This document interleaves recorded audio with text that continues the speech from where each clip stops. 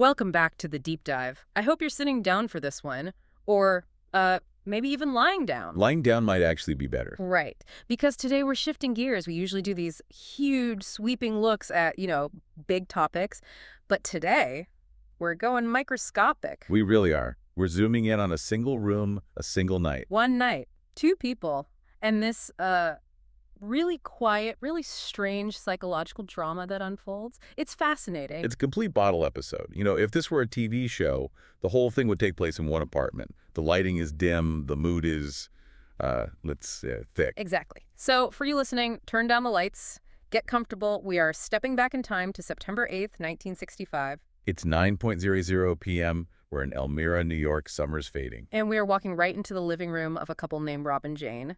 But before we get too comfortable, we do have some housekeeping to get through. We do, and it's important for this one. The source material we are pulling apart today is very specific. It's session 186 from the early sessions, book 4 of the Seth Material. Right. And the exact date of record is September 8, 1965. And we have to give a huge shout out to the publisher, the New Awareness Network. They're the ones keeping this material alive. Absolutely. And look, if anything we talk about today grabs you, and I have a feeling it will, you really should go to the source. The books are the real deal. You can find them at sethcenter.com, the early sessions. We're just the guides. And one last thing, our mandatory disclaimer. This deep dive is distributed completely free of charge on all the major platforms, and it's purely for educational purposes. We're here to analyze and, maybe get a little spooked. Fascinated is putting it mildly. This session is a journey. It really is. It has everything. We start with a medical mystery, of all things, hay fever. Super mundane, yeah. Totally. Then we go into this really deep, almost uncomfortably relatable look at creative burnout. And then, just when you think you have it figured out, it takes this hard left turn into an X-Files style mystery involving, of all things, postage stamps. The postage stamps are what get me. They're so weird. But we have to earn the stamps. Yeah. We can't just jump to the spooky part. We have to start with the human stuff first. Okay, let's do it. So let's set the vibe in the room. We have Rob, who is also called Joseph in the sessions, and Jane, who is Rupert. And the energy in that apartment is not good. It's not spooky, not in a haunted house way. It's just heavy. It's tense. And the central theme of this whole session is something I think literally everyone listening can relate to. It's about burnout. But Seth, the entity Jane channels, gives it this amazing name. Love this name. He calls it the ego clamp. The ego clamp. It sounds like a medieval torture device, doesn't it? Well, in a way it is. But it's a torture device we build for ourselves. We strap ourselves into it. Okay, we're going to unpack that. We're going to look at what happens when you push yourself too hard after a big success, why doing nothing is a secret weapon, and then the stamps. What's the stamps? But first, let's ground this in the physical. We start with Rob, and Rob is dealing with hay fever. It's so relatable. It's Labor Day weekend, 1965, early September. And Rob notes that it has been a really rough season for his allergies. He was just miserable all weekend. The congestion, the sneezing, the whole works. We've all been there. But he doesn't just reach for the antihistamines. He tries something different. Right. He remembered a technique Seth had given him in the previous session, session 185. It involved giving himself a suggestion right as he was falling asleep. Upon retiring, as the text says. I love that phrasing. Exactly. That state right between wakefulness and sleep. So he decides, what the heck, I'll try it. He's miserable. So on the night of September 6th, he gives himself this suggestion. And the result. Rob himself calls it magical. And Rob is the grounded one. He's the note taker, the analyst. For him to use the word magical is a big deal. It is, because he has the data to back it up. He slept well that night, and the next day, he counted his sneezes. Of course he counted them. That is so Rob. And he sneezed 5 times. 5, all day. In the peak of hay fever season, that's not just better, that's practically a cure. It's a miracle, basically. He says he barely needs his antihistamines anymore. So what's the mechanism here? I mean, we all hear about the placebo effect, mind over matter, but this seems more specific. Why does it work best right before you fall asleep? Rob actually speculates on it in his notes, and Seth confirms it later. Rob writes, for some reason, the suggestions given before falling off to sleep are very potent. It's all about the timing. The timing is everything. Oh. Later in the session, Seth explains that the body's automatic health-adjusting mechanism works best when you're dreaming. Why then? Why can't I just tell my body to heal right now while I'm wide awake? Because right now, your ego is on duty. And your ego is a bit of a control freak. Tell me about it. Your ego has all these rigid beliefs. It knows that hay fever is caused by pollen. It knows that allergies last for weeks. So if you say, I am healed while you're awake, the ego is like a bouncer at a club. It just looks at the suggestion and says, nope, not on my list, and throws it out. The ego blocks the healing because it thinks it knows better. Exactly. But as you're drifting off to sleep, that bouncer is getting sleepy. He's checking his phone. The guard is down. The clamp is loosened. Precisely. And in that moment, the suggestion, my breathing is clear, my sinuses are fine, it slips past the bouncer. It gets into the subconscious control room. It's like planting a seed in a garden right after the gardener goes home for the night. That's such a great image. It's like you're performing a stealth mission on your own body, sneaking the healing past your own skepticism. It's biohacking from 1965. Mm-hmm. And Seth says this is what sleep is for. It's not just a blank space. It's a repair shop. The mechanics come out to work on the engine, but they can only do it if the driver, the ego, gets out of the car and stops trying to micromanage them. Step away from the vehicle, sir. You got it. Okay, so Rob has figured this out. He's feeling great, 5 sneezes. But Jane is the opposite. She is in a total spiral. A classic creative tailspin. And the context is so important. She has just finished and mailed off the manuscript for her ESP book. Which is a massive accomplishment. Finishing a book is a marathon. It's huge. And what do you do after marathon? You collapse, you get a massage, you eat a pizza, you rest. You definitely do not try to run another marathon the next day. Well, Jane is trying to run an ultramarathon immediately. The text says she's been very restless. She isn't celebrating. She's just pacing, sifting through notes, trying to force the next project to start right now. I know that feeling so well, the post-project blues. You finish the big thing, and instead of feeling relief, there's just this void, and the void is terrifying. It's the fear of losing that momentum. It's grind culture before we had a name for it. Rob sees it happening, and he even suggests they skip the session. He's like, maybe you should just relax. But she won't have it. Nope, she insists. She wants to be productive. She wants output. So 9:00 p.m. rolls around, Seth comes through, and he doesn't waste any time. He just gets right to the point. Oh, he goes right for the jugular. Yeah. The very first thing he says is, first of all, he has not relaxed since he mailed his book, really. Since he finished, his ego has held him in a tight clamp. There it is, the ego clamp. And he continues, after the psychic excitement and effort and discipline involved in the venture of the book, there simply must be a complete relaxation, a letting go. There must be time for the organism to renew itself. There must be time. That's not a suggestion. That's a law of physics. It's a biological law. Oh. But this is where Seth gets really clever, philosophically. Because, Seth is always saying that time is an illusion. Right. The spacious present, that's one of his core teachings. So you'd think he'd say, Jane, time isn't real, just power through it. Exactly. Why does a timeless soul need a coffee break? But Seth addresses that directly. He says, and this is brilliant, it makes no difference that physical time does not exist as you imagine, since you act as if it does. That is a mic drop. It is. He's saying, look, on a cosmic level, sure, time's a construct. Yeah. But you, in your body, you believe in clocks. Your ego believes in deadlines. So you have to play by the rules of the game you've chosen to be in. You can't use high-level metaphysics as an excuse to burn yourself out. You can't.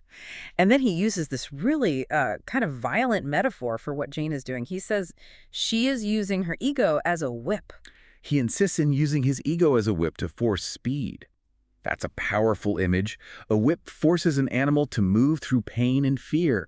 She's treating her own creativity like an exhausted mule. It's so self-destructive, and it's completely backward. Because as Seth explains, true inspiration, the good stuff, it doesn't come from the ego. It comes from the intuitive self. So the ego is the manager, but it's not the artist. The ego is the project manager. It makes the to-do lists, it pays the bills, it organizes the files, it's essential. But it cannot write a single line of poetry. I can't have the breakthrough idea. So when you use the ego to demand creativity, You're sending the accountant into the art studio and yelling, paint me a masterpiece now. It just doesn't work. The harder you clamp down, the less you get. Seth says the conscious mind, the ego, has to be momentarily diverted so the intuition can be free. diverted. So you have to trick it, give it something shiny to play with so the real work can get done in the background. It's strategic idleness. You have to distract the warden so the prisoners can escape. So Seth gives her a literal doctor's note, a prescription. And it's not vague. It's very strict. We can call it the Monday rule. The Monday rule. I like it. He says, I here suggest most strongly that until the following Monday, at the earliest, He does not work at his writing or his records, that he does not consciously brood over them. That last part is so key. Does not consciously brood. Because you can be off work, but still be spinning your wheels, worrying about work. Which is the worst of both worlds. All of the stress, none of the progress. Seth is calling for a total system shutdown. And this is on a Wednesday. So he's telling her to take 4 or 5 full days off. Cold turkey. And he knows it's going to be hard for her. He says something like, surely this is not too bitter a pill. But he knows it is. He even says Jane never goes halfway. He's like, you taught her discipline, Rob, but she learned the lesson too well. That's actually hilarious. She's so good at being disciplined that she needs to learn the discipline of not being disciplined. It's a total paradox. For someone wired like her, doing nothing is the hardest work there is. So what's she supposed to do for 5 days? Just stare at the ceiling? No, he gives her a list of approved diversions, he says. He can do what he likes. Putter his apartment, visit friends, paint, read, walk. Puttering. When was the last time anyone just puttered? It's a lost art form. It really is. Just aimlessly moving things around, watering a plant, tidying a shelf. But that puttering is actually vital, isn't it? It occupies the conscious mind with low-stakes, simple tasks. It's busy enough not to get anxious, but not so engaged that it's stressed. That's the sweet spot. That's the incubation period psychologists talk about. It's why we get our best ideas in the shower. You aren't trying to have a good idea. You're just, washing your hair. Seth is telling her to go wash her hair, metaphorically speaking, but he adds a really important warning. This is the catch. He says, it will not do if he resents the time he thinks is lost in relaxation. Oh, that's the killer. If you're on vacation, but you're checking your email and fuming about all the work you're not doing. Then you're not on vacation. The clamp is still on. It's just on in a different location. Right. You have to genuinely let go. Even the spiritual work has to stop. He tells them to suspend their psychological time experiments. Just be a person for a few days. Be an animal. Exactly. A biological creature that needs to recharge. Seth does suggest one specific activity, though, which I found really smart. Sketching. Yes. It would be most beneficial for him to do some sketching at the riverbanks. So why sketching specifically? I think it's a 2-for-1 solution. First, he gets her out of the apartment, changes scenery. The apartment is where the work energy is. The river is about flow. Right. And the second reason? It engages a different part of the brain. Writing the book was all verbal, linear, analytical. Sketching is visual, spatial, intuitive. By activating the visual cortex, she lets the exhausted verbal part of her brain just go quiet and heal. It's like active recovery for an athlete. You don't just sit on the couch, you go for a light swim to use different muscles. Precisely. Sketching is the light swim for her brain. And notice how he ties this all back to health. Rob's hay fever. Yep. Seth says it is the ego that is rigid, not the subconscious. Yeah. The symptoms, the sneezing for Rob, the creative block for Jane, they're held in place by that rigid ego. When you relax, when you sketch, when you putter, you loosen that rigidity. You take the clamp off. And the subconscious can flow in and do the repairs. The subconscious is fluid and healing. So the ego clamp is causing the writer's block and the hay fever symptoms. It's all the same root problem. It's all the same problem, rigidity versus flow. Wow. Okay, so that's the diagnosis and the prescription. But then the session takes a very strange turn. The envelope. The envelope test. Rob decides to test the channel while Jane is in this clamped down state. And the setup for this test is so meticulous. Rob was a scientist at heart. He wasn't messing around. Yeah. Okay, so he prepares a double envelope. Inside, he has a collection of old, used U.S. postage stamps that are cemented to a piece of white paper. And then, and this is the genius part, he sandwiches that paper between 2 thick pieces of Bristol board. Why the Bristol board? So she couldn't feel the texture. He wanted to eliminate any possibility of her getting clues by touch. It was just a smooth, heavy, opaque packet. Sealed in not one, but 2 envelopes. Double sealed. And the stamps themselves are just this random assortment. Herbert Hoover, the Mayo brothers, Susan B. Anthony, Robert E. Lee, and a scene from Kansas. A very odd mix, yeah. So Jane is in trance as Seth, and she asks, "Do you have any tests for me?" Which surprises Rob because Jane was in such a foul mood. Right, he wasn't going to suggest it, but Seth asked for it. So he gives her the envelope, she holds it, Okay. and Seth starts giving impressions, and we have to be honest. We do. A lot of it is just wrong. It's a mess at first. If you're looking for that one big, stunning hit, Yeah. this doesn't happen right away. Seth says, "I also have the impression of a tavern of some sort, or place of refreshment." Rob checks the stamps. Nope, no tavern, no bar. Then Seth says, 2 or 3 people. And Rob actually counts them. Hoover, the two Mayo brothers, Anthony Lee, plus the people in the Kansas scene, the total is 9. So 2 or 3 is way off. A definite miss. He also mentions water. No water on any of the stamps. So at this point, if you're a skeptic, you're thinking case closed, the channel is scrambled, Jane's stress is blocking the signal. And you'd be right, to a point. The receiver is full of static. But then, you look at the geometry. This is the part that gives me actual goosebumps. This is the Twilight Zone moment of the session. Seth says, I have the impression of tall parallel lines and of horizontal parallel lines. Also lines on the other side. Tall parallel lines. Horizontal parallel lines. Just abstract shapes. And Rob looks at his sketch of the stamps, and he has this realization, these aren't new stamps, they're used stamps. And what do you find on a used stamp? A cancellation mark. Wavy black lines of ink.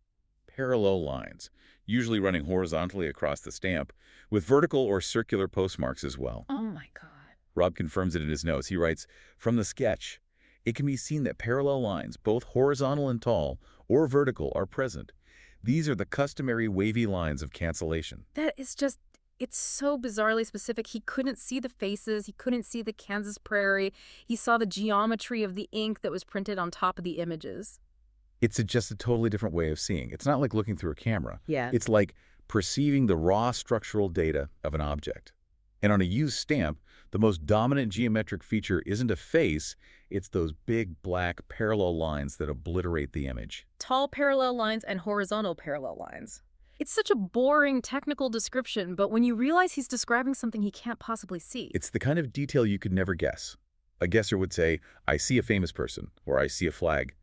Nobody guesses parallel lines. And there's another potential hit. Seth says, someone stubborn. Someone stubborn. So who is that? Is it Susan B. Anthony? I mean, she was famously stubborn for a good cause. Robert E. Lee, maybe?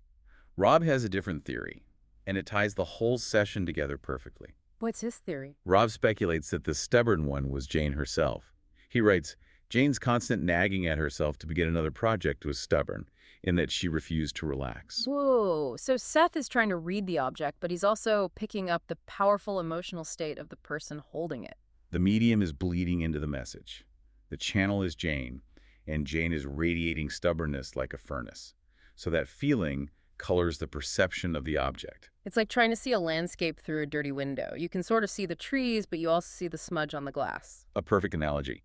He was seeing the stamps, the lines, but also the smudge on the glass, which was Jane's stubbornness. And speaking of picking up data from the person, not the object, Seth gives another very specific piece of information. The numbers 3 of 6. Just the numbers, 3 and 6. And Rob notes in the transcript. It was Jane's age. She was 36 years old in 1965. So again, is he reading the stamps or is he reading Jane? Or is he just grabbing any stray piece of correct data that floats by? It shows you how messy this process is. It's not a clear video feed.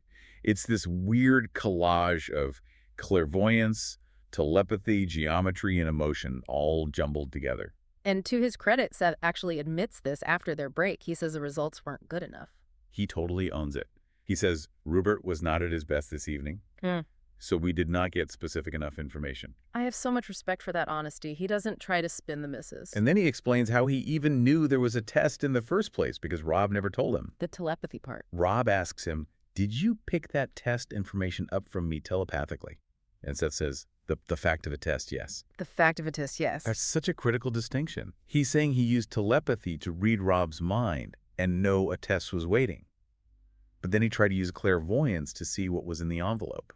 So he got the idea of the test from Rob, who was relaxed and a clear channel. But then he tried to perceive the details of the test through Jane, and because she was in the ego clamp, all he could get was static and abstract geometry. Exactly. The very same ego clamp that was blocking her creativity was also blocking her psychic ability. The two are directly linked. When the ego is rigid and anxious, it blocks the flow of all intuitive data. That brings the whole episode full circle. The art of doing nothing isn't just a self-care tip. It's a performance enhancer. You literally cannot perceive the world clearly, physically or otherwise, if you're clamped down. That's the whole lesson. The data, the parallel lines, it was all there. But the receiver was jammed with static. So Seth signs off, basically telling her again, go rest, come back on Monday, and we'll do a great session. He repeats the advice one last time. Rupert should not return to work until spontaneously he desires to do so, Wait until an idea presses him for expression. Wait until an idea presses him. Don't hunt for the idea. Let the idea hunt you. It's the difference between being a hunter and being a farmer. Sometimes you just have to prepare the soil and wait for the seed to sprout. You can't force it. That is such a powerful lesson and so relevant for today. Oh, completely. We're all living in an ego clamp now, Yeah. constantly pushing for the next thing. And here's this voice from a dim little room in 1965 saying, stop, putter, go to the river, let the real work happen while you're not looking. It makes you question the entire foundation of grind culture. Grind culture is the ego clamp on an industrial scale. Wow. Okay, let's try to wrap this up. We covered a ton of ground in one short session. We really did. We started with Rob's magical 5-sneeze hay fever cure, which showed us the power of the subconscious to heal the body. Then we dove into Jane's burnout, this concept of the ego clamp, and the paradoxical advice to work hard at doing absolutely nothing. The Monday rule, and the importance of diversion puttering, painting, walking to let that deep intuition recharge. And we ended with that chilling envelope test. The tall parallel lines that proved that even through the static, consciousness can perceive the hidden geometry of reality. It's a user's manual for the human mind. I want to leave everyone with a final thought, something to chew on while you are hopefully taking Seth's advice this week and just puttering. Let's hear it. Seth saw those cancellation marks. He saw the geometry of the ink on a stamp inside a sealed envelope, inside another envelope, sandwiched between thick cardboard. If your consciousness, on some level, has that ability, if it can see through barriers to the patterns underneath, what else is your intuition seeing right now? What crucial patterns are right there in front of you that you're totally missing just because your ego is too busy, too cramped down, trying to force an outcome? That's a great question. We're probably swimming in data that we're completely blind to because we're too busy trying. Exactly. So maybe the best way to see more clearly is to just stop trying so hard. I couldn't agree more. If you want to dive deeper into this stuff, and you really should, please go to the source material. Look for the Early Sessions Book 4. Read Session 186 for yourself. See Rob's notes and sketches. It's all in there. And you can find it all at the New Awareness Network's website. That's sethcenter.com/early-sessions. Please support the people who keep this incredible library of information available. You never know what you're going to find inside the envelope. Thank you for listening to the deep dive. I think I'm going to go putter for a bit. And I'm going to go find a riverbank. See you next time. Keep your ego loose. And your intuition free. Bye for now.